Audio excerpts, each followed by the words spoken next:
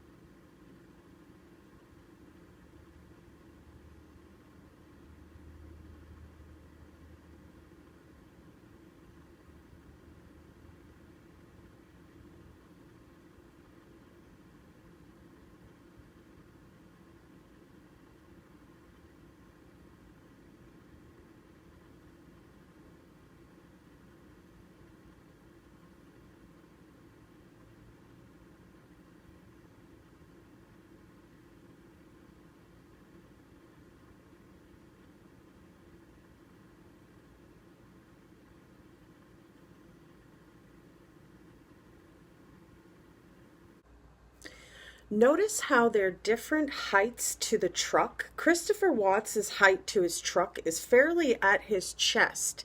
Other footage that you can see of someone coming and going from beside the driver's side of the vehicle is a shorter person. And it's very noticeable that this person, male or female, was somebody that was helping Christopher Watts. Now, it should be known to you guys that during this footage, I did have to trim it down. However, it is quite obvious that when Christopher Watts enters into the garage, someone else is coming out. And when Christopher Watts exits, it's very obvious in the height and the stature. Also pay attention to the shoes, folks. The first person who left the garage had white shoes on. Christopher Watts was wearing taller, darker boots, and I would love your thoughts on all of this.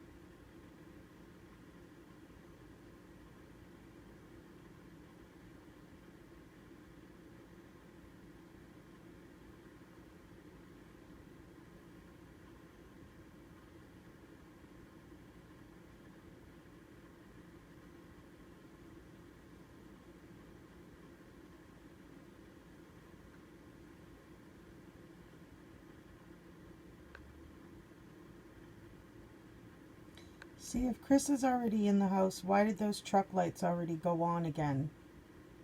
Unless someone else was in that vehicle. Now we see what appears to be Chris or the accomplice.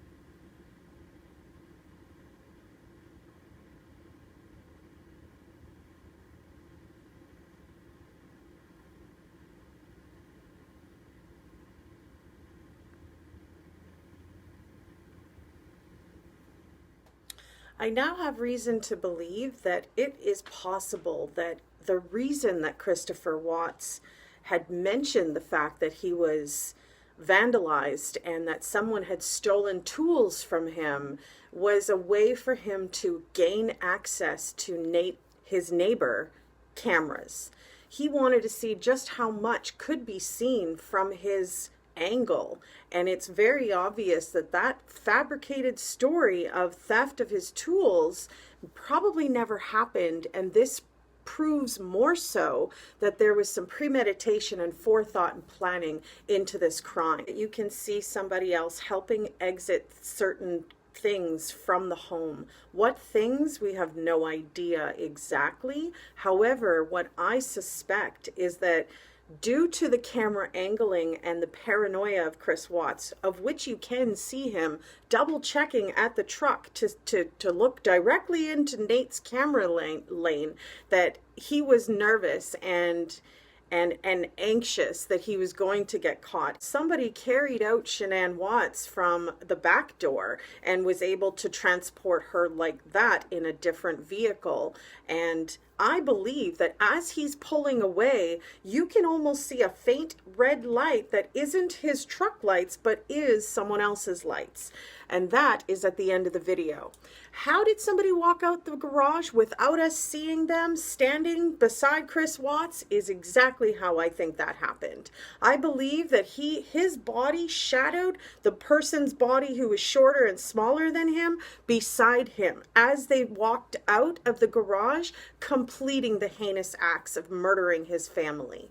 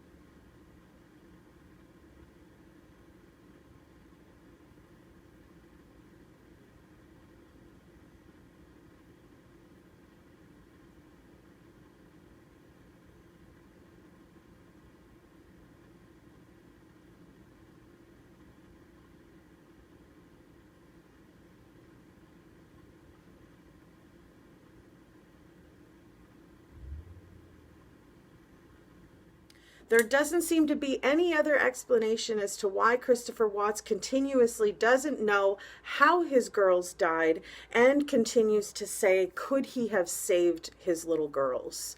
I don't know, Chris, could you have? I'm not so sure. If you premeditatedly planned this, it sounds like you had your decision made up already of what you were wanting to do with your family.